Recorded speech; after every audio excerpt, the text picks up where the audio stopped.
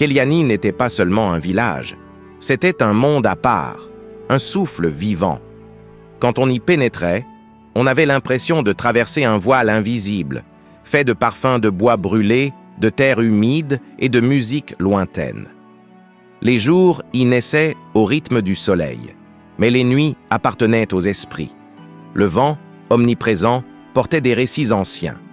Les anciens disaient qu'ils transportaient la mémoire des ancêtres de case en case et que si l'on fermait les yeux, on pouvait entendre des fragments de contes oubliés. Les enfants jouaient à deviner ce que le vent murmurait. Une mise en garde? Un souvenir? Une bénédiction? Le village était organisé comme une grande famille. Les cases étaient rangées en cercles concentriques, symbole d'unité. Le grand baobab était au centre, surnommé le pilier du monde. Les femmes se réunissaient au bord du puits sacré, sculpté de symboles millénaires. Les hommes discutaient à l'ombre des manguiers, planifiant les récoltes et les cérémonies. Les nuits, lorsque les flambeaux illuminaient les cases, un parfum de mil grillés, de miel chauffé et d'encens se mêlait à l'air. On racontait que ce mélange attirait les bénédictions, mais seulement si le village restait fidèle à ses traditions. Cette harmonie, pourtant, se fissurait depuis quelques années. Le monde moderne s'infiltrait par les radios, les commerçants ambulants, les récits des jeunes revenus des villes. Les anciens voyaient leur rôle se réduire. Les mythes, qui formaient autrefois le cœur du village, devenaient des anecdotes. Amina le sentait, et cela lui brisait déjà le cœur, sans imaginer que cette fissure deviendrait bientôt une déchirure. Moussa était un enfant solaire. Il courait toujours trop vite, parlait trop fort, riait trop souvent. Amina disait que son rire avait la couleur du soleil du matin, clair, chaud, impossible à ignorer. Puis un soir, alors que la lune était presque noire, Amina l'entendit parler dans son sommeil. Pas murmurer, pas pleurer, parler, avec une voix qui n'était pas la sienne, une voix grave, lente, presque, chanter. Elle ouvrit grand les yeux, et dans la pénombre, elle le vit assis, droit comme une statue, son regard perdu dans une direction invisible. « Ils viennent, la porte est ouverte. » Ces mots, elle ne les comprit pas, mais ils la glacèrent. Les jours suivants, l'enfant changea. Il devenait distrait, absent, parfois totalement figé. Une fois, il resta 1 heure entière, devant un fourmilion, comme hypnotisé, murmurant « Les Trasques sont ici. Je me souviens. » Bako interrogea les anciens. Certains parlèrent de dons précoces, d'autres de visite des esprits. Mais le visage de l'ancien griot se figea. Les anciens griots ne se trompent jamais d'enfants. Ils viennent lorsqu'ils sont oubliés. Un matin, avant même que les coqs ne chantent, Moussa disparut. À Keliani, la disparition d'un enfant est un événement sacré et terrifiant. Les tambours d'urgence résonnèrent, lourds, rapides, faisant vibrer la terre. Tous les adultes sortirent. On alluma des torches. On réunit les chasseurs. On consulta les divinateurs. Les femmes pleuraient en se couvrant la tête de leurs foulards. Les hommes s'agitaient comme des lions enfermés. Les anciens se regroupaient autour du baobab, échangeant des regards lourds de sens. La colline des griots fut immédiatement évoquée, mais personne n'osa le dire à voix haute. C'était un lieu à la fois sacré et effrayant. On disait qu'il s'y passait des choses que les vivants n'auraient jamais dû voir. Amina, malgré sa peur, sentit une certitude profonde. Moussa était là-bas, comme si un fil invisible reliait leurs âmes. Bako voulut l'en empêcher. Mais dans les yeux de sa fille, il vit la détermination et un courage que même les ancêtres auraient respecté. Avant qu'elle ne parte, Bako l'appela dans la case familiale. L'intérieur était plongé dans l'obscurité, éclairé seulement par une seule lampe à huile. Il prit un objet enfoui dans un vieux coffre, un talisman façonné il y a des décennies. Une racine de karité sculptée avec des gravures spiralées. Ceci vient de notre ancêtre Ndala, le premier conteur de notre lignée. Il a mis tout son souffle dans ce bois. Amina sentit son cœur se serrer. Elle connaissait l'importance des talismans, mais jamais son père ne lui avait confié quelque chose d'aussi précieux. « Écoute-moi » dit-il avec une gravité nouvelle. « Là-bas, tout prendra forme de ce que tu désires le plus et de ce que tu crains le plus. Ils prendront sa voix, ils prendront son rire, ils prendront même son odeur. Ne réponds pas, ne suis que ce que ton cœur sait vrai. » Elle hocha la tête, même si ses mains tremblaient. La marche fut longue. La savane, d'habitude bruyante de chants d'oiseaux, semblait étouffée, comme si elle aussi retenait son souffle.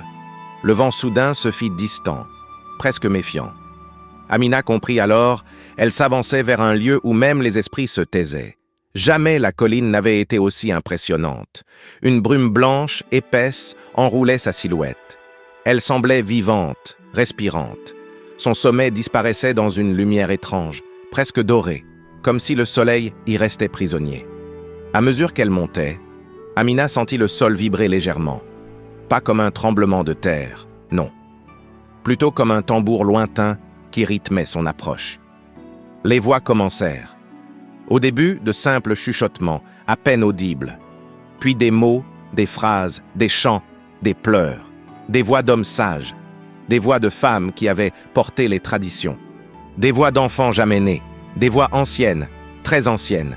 Et puis, la voix de Moussa. « Amina, pourquoi tu tardes? Je suis ici, viens m'aider. » Il fait froid. Son cœur se brisa entièrement. Elle faillit répondre, faillit courir.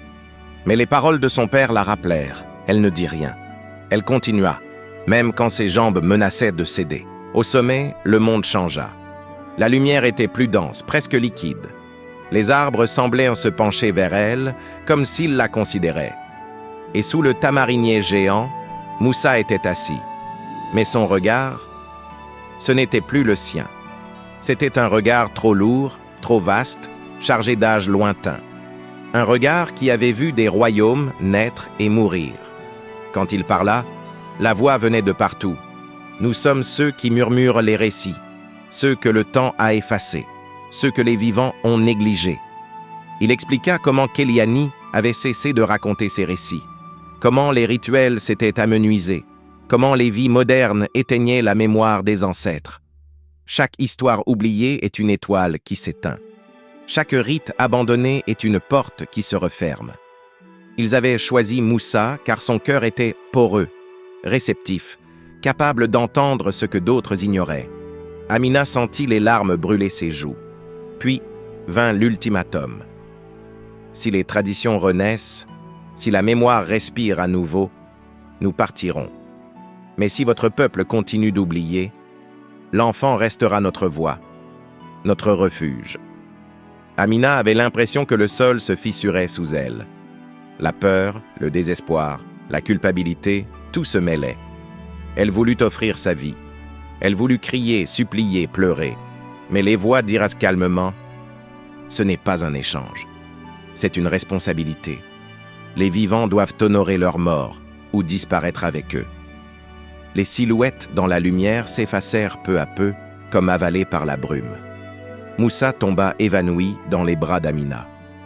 Le retour fut éprouvant, mais Amina sentit une force nouvelle dans son esprit. Quand elle entra dans Kéliani, les gens accoururent. Une foule terrifiée, soulagée, curieuse, incrédule. Amina raconta tout. Elle n'embellit rien. Elle ne minimisa rien. Elle dit les paroles des ancêtres, leurs avertissements, le danger, la nécessité. Personne n'osa parler après son récit. Finalement, le vieux griot, qu'on croyait presque oublié, s'avança en boitant.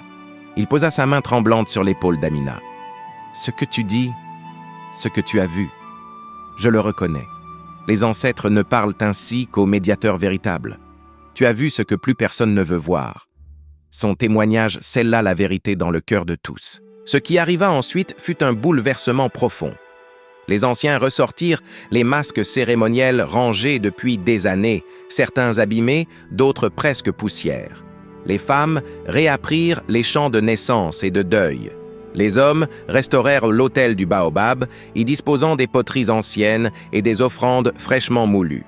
Les jeunes, d'abord sceptiques, furent progressivement fascinés par la beauté des rituels retrouvés. Les tambours résonnaient tous les soirs, et les danses collectives réunissaient plusieurs générations. Chaque chant, chaque geste, chaque symbole semblait ramener un peu de lumière dans les yeux de Moussa, qui retrouvait lentement sa vivacité et sa voix d'enfant. Amina devint naturellement une passerelle entre les mondes, celle qui comprenait les esprits, celle qui parlait aux anciens, celle qui rassurait les jeunes. La cérémonie finale fut grandiose. Les masques brillèrent dans la lumière du feu. Les tambours criaient, pleuraient, chantaient. Des parfums de résine, de miel et de feuilles brûlées envahissaient l'air. Les danses formaient un cercle parfait, symbole de renaissance. Au sommet de la colline, un souffle chaud effleura la peau d'Amina. Comme une bénédiction, comme une main posée sur son âme. Moussa, debout à côté d'elle, dit doucement « Le tamarinier m'a souri cette nuit. Il a dit qu'on peut dormir en paix maintenant. » Amina le prit dans ses bras. Le village entier, en harmonie, leva les yeux vers la lune. Il s'avère que cette fois, il n'oublierait plus. Dans le village de Kéliani, Amina a appris, et nous avec elle, qu'un peuple qui oublie ses racines se condamne à marcher sans repère, comme une ombre errante sous le soleil brûlant. Les traditions ne sont pas des chaînes du passé, mais des passerelles vers ce que nous pouvons devenir. Elles portent la mémoire de ceux qui ont marché avant nous. Elles nourrissent notre identité. Elles protègent ce que nous avons de plus fragile, notre humanité. L'histoire d'Amina nous rappelle que le progrès n'a de sens que s'il ne piétine pas la sagesse ancestrale. Que les voix que nous croyons silencieuses continuent de nous parler, dans nos valeurs, nos gestes, nos récits et nos choix. Que l'amour familial peut être un rempart contre toutes les forces obscures, visibles ou invisibles. Et que lorsque nous nous unissons pour honorer notre héritage, nous devenons capables de guérir nos blessures, de restaurer ce qui semblait perdu et de marcher plus haut, plus sereinement. Voici la leçon que Kéliani laisse derrière elle. Le passé n'est pas un poids, c'est une lumière. Et tant que nous la portons, aucun vent, même celui des esprits, ne peut nous égarer.